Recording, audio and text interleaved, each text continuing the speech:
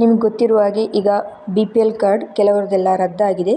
ಅದಕ್ಕೆ ಈಗ B P L card ಪಡೆಯಲು ಕೆಲವೊಂದು ಮಾನದಂಡಗಳನ್ನು ಸರ್ಕಾರ ರೂಪಿಸಿದೆ.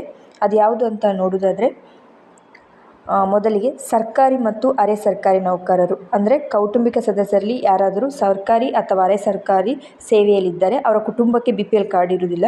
ಮತ್ತು ಅವರು ಪಡೆಯುವ ವೇತನದಿಂದಾಗಿ ಬಡತನ ರೇಖೆಗಿಂತ ಮೇಲಿದ್ದಾರೆ ಅಂತ ಅರ್ಥ.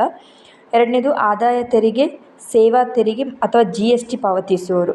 ಬಿ ಪಿ ಎಲ್ ಕಾರ್ಡ್ ಅರ್ಜಿ ಸಲ್ಲಿಸುವವರು ಅಥವಾ ಅವರ ಕುಟುಂಬದ ಸದಸ್ಯರು ಆದಾಯ ತೆರಿಗೆ ಅಥವಾ ಯಾವುದೇ ರೀತಿಯ ಸೇವಾ ತೆರಿಗೆ GST ಪಾವತಿಸುತ್ತಿದ್ದರೆ ಅವರನ್ನು ಬಿ ಪಿ ಎಲ್ ಕಾರ್ಡ್ ಪಟ್ಟಿಗೆ ಸೇರಿಸುವುದಿಲ್ಲ. ಮೂರನೇದು ನಿಗದಿತ ಪ್ರಮಾಣದ ಜಮೀನು ಹೊಂದಿರುವವರು ಅಂದರೆ 3 ಹೆಕ್ಟೇರ್ ಅಥವಾ ಅದಕ್ಕಿಂತ ಹೆಚ್ಚು ಒಣ ಭೂಮಿ, ನೀರಾವರಿ ಜಮೀನು ಹೊಂದಿರುವವರು. ಈ ಆಸ್ತಿ ಅವರ ಆರ್ಥಿಕ ಸ್ಥಿತಿ ಉತ್ತಮ ಮಟ್ಟದಲ್ಲಿ ಎಂದು ಸೂಚಿಸುತ್ತದೆ. ನಾಲ್ಕನೇದು ನಗರ ಪ್ರದೇಶದಲ್ಲಿ ಮನೆ ಇದ್ದರೆ ಅಂದರೆ ನಗರ ಪ್ರದೇಶದಲ್ಲಿ 1000 ಚದರ ಅಡಿಗಳಿಗಿಂತ ಹೆಚ್ಚು ವಿಸ್ತೀರ್ಣದ ಮನೆ ಹೊಂದಿರುವವರಿಗೆ ಬಿ ಪಿ ಎಲ್ ಕಾರ್ಡ್ ಸಿಗುವುದಿಲ್ಲ.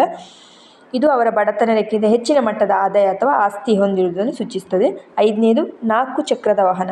ತಮ್ಮ ಕುಟುಂಬದ ಸದಸ್ಯರು ವೈಟ್ ಬೋರ್ಡ್ 4 ಚಕ್ರದ ವಾಹನ ಹೊಂದಿದ್ದರೆ ಬಿ ಪಿ ಎಲ್ ಕಾರ್ಡ್ ಸಿಗುವುದಿಲ್ಲ.